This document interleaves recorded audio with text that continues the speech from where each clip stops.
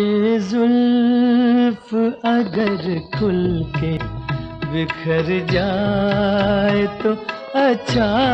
रफ़ी साहब के इस मशहूर और दिलकश गाने को भला किसने नहीं सुना होगा, लेकिन इस गाने से जुड़ी एक ऐसी बात हम यहाँ पर उजागर करने जा रहे हैं जिसे जानने के बाद हमारा दावा है कि आप ये गाना फिर से एक बार नहीं बल्कि कई बार सुनेंगे। इस रात की तकदीर जाए तो अच्छा। इस गाने के बोल लिखे थे साहिर लुधियानवी ने और मन को मोह लेने वाले धुन और संगीत से इसे सजाया था संगीतकार रवि ने। 1965 में आई फिल्म काजल में इस गाने को राजकुमार और हेलेन पर फिल्माया गया है। इसमें नायक राजकुमार कोठे वाली बाई जी हेलन के लिए गाना गा रहे हैं। अमूमन कैबरे डांसर की भूमिका में दिखने वाली हेलन इस गाने में कोठे वाली बनी हैं और नशे में चूर राजकुमार उनके लिए मदहोशी में ये गाना गा रहे हैं। गुजर जाए तो अच्छा। साहिर लुधियानवी ने जब इस गाने को लिखा था और जब इसकी धुन तैयार करने के लिए इसे संगीतकार रवि को सौंपा गया तो वो काफी मुश्किल में पड़ गए थे। संगीतकार रवि ने पहले तो साहिर लुधियानवी से गाने की पंक्तियों में बदलाव करने की गुजारिश की थी, लेकिन जब साहिर नहीं माने तो संगीतकार रवि मोहम्मद रफ़ी साहब की शरण में पहुंच गए। तेरे साथ कटी है गुजर जाए तो अच्छा। संगीतकार रवि भी जानी मानी हस्ती थे। अगर उन्हें गाने की पंक्तियों में कुछ अटपटा लग रहा था तो उसे एकदम से इग्नोर भी नहीं किया जा सकता था। पर रफ़ी साहब ने गाने की पंक्तियों को पढ़ने के बाद मुस्कुराकर कहा, आप धुन बनाइए, बाकी मैं देख लूंगा। क्या था ये पूरा मामला? आखिर साहिर लुधियानवी ने ऐसा क्या लिख दिया था जिससे संगीतकार रवि को धुन बनाने में मुश्किल हो रही थी? साहिर लुधियानवी ने गाने के बोल बदलने से क्यों कर दिया था इनकार? और क्यों रफ़ी साहब गाने के बोल पढ़ने के बाद मुस्कुरा कर रह गए थे और संगीतकार रवि की बोल में बदलाव करने की इल्तजा को ठुकरा दिया था? यही बताने वाले हैं हम अपनी इस खास पेशकश में। तो इस वीडियो में आखिरी तक बने रहिए हमारे साथ।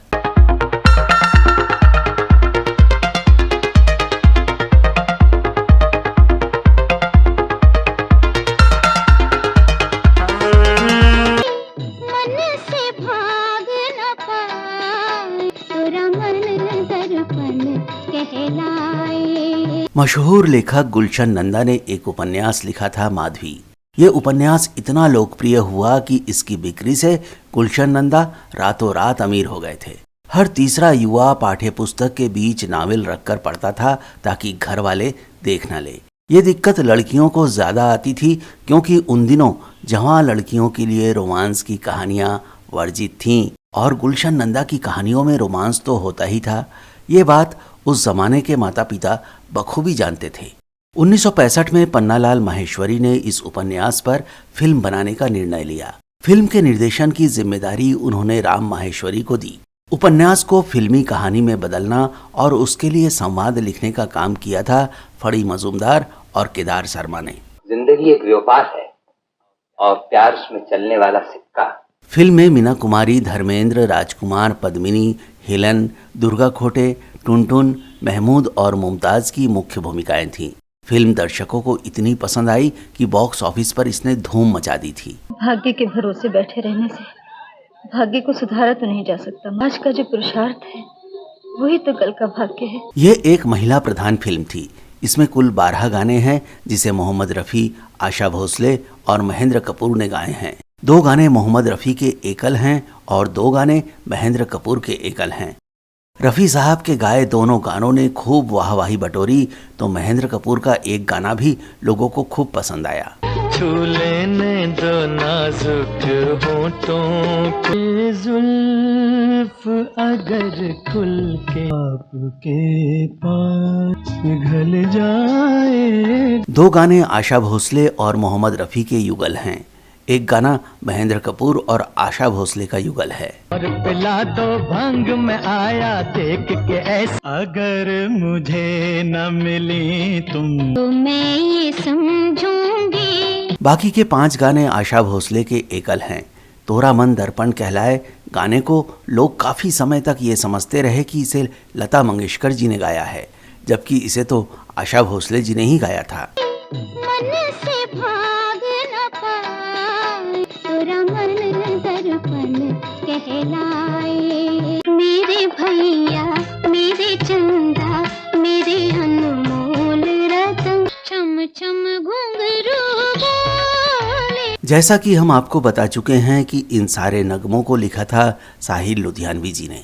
उनकी खासियत थी कि वो कभी भी धुन के आधार पर नगमे नहीं लिखते थे, बल्कि वो फिल्म के सिचुएशन के आधार पर गाने लिखते थे और फिर संगीतकार को उस पर धुन बनाना होता था। साहिर साहब के इस अंदाज पर संगीतकार थोड़े खफा भी रहते थे, क्योंकि उन्हें पहले से बनाई अपनी धुनों को साहिर साहब के गानों में आजमाने का मौका नहीं मिलता था। उल्टे उनके लिए एक नई चुनौती पेश हो जाया करती थी। तो जब साहिर लुधियानवी जी ने ये जुल्फ अगर खुल के बिखर जाए तो अच्छा नगमा लिखकर संगीतकार रवि जी को सौंपा, तो गाने की पंक्तियां पढ़कर रवि साहब थोड़े अनमने हो गए।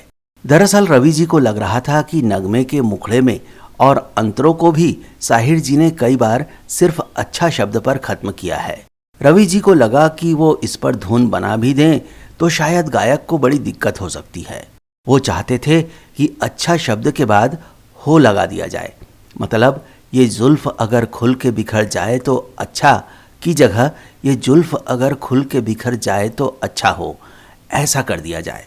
ये सोचकर पहले वो साहिर जी के पास पहुंचे तो साहिर जी ने इसे बदलने से साफ मना कर दिया और कहा कि आप तो गाने की आत्मा को ही मार देना चाहते हो। उन दिनों ऐसा रिवाज था, ऐसा स्वस्थ वातावरण हुआ करता था कि गीतकार, संगीतकार, गायक और कभी कभी तो हीरो भी गाना बनाने की पूरी प्रक्रिया में एक दूसरे से सहयोग करते थे। तो साहिर लुधियानवी जी से झिड़की खाकर रवि जी अपनी शिकायत लेकर रफ़ी साहब के पास पहुंच गए। रफ़ी साहब ने कौतूहल के साथ नगमों की लाइनों को पढ़ा, रवि जी की बात सुनी और फिर मुस्कुरा दिए और रवि जी की इल्तजा को ये कहकर खारिज कर दिया कि आप तो धुन बनाइए, बाकी मैं देख लूंगा। ये जुल्फ अगर खुल के बिखर जाए तो अच्छा। आप लोगों ने इस गाने को जरूर कई बार सुना होगा और फिल्म भी देखी होगी। फिल्म में ये गाना 3 बार आता है और इस पूरे गाने में 9 स्ट्रेंजा हैं। पहले पार्ट में अच्छा शब्द 10 बार आता है, दूसरे पार्ट में ये 2 बार गाया जाता है और तीसरे पार्ट में फिर से 5 बार गाने की पंक्तियां अच्छा शब्द पर खत्म होती है।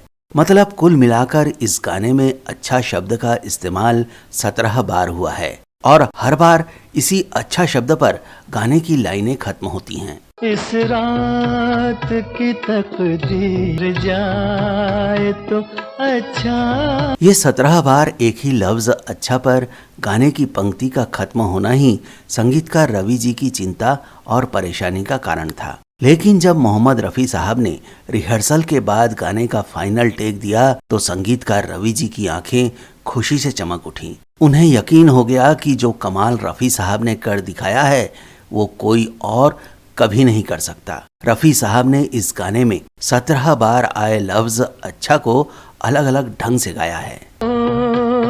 अगर दिल से तर जाए तो अच्छा। उनका गाया कोई भी लफ्ज अच्छा एक दूसरे से मेल नहीं खाया। संगीतकार रवि हैरान थे।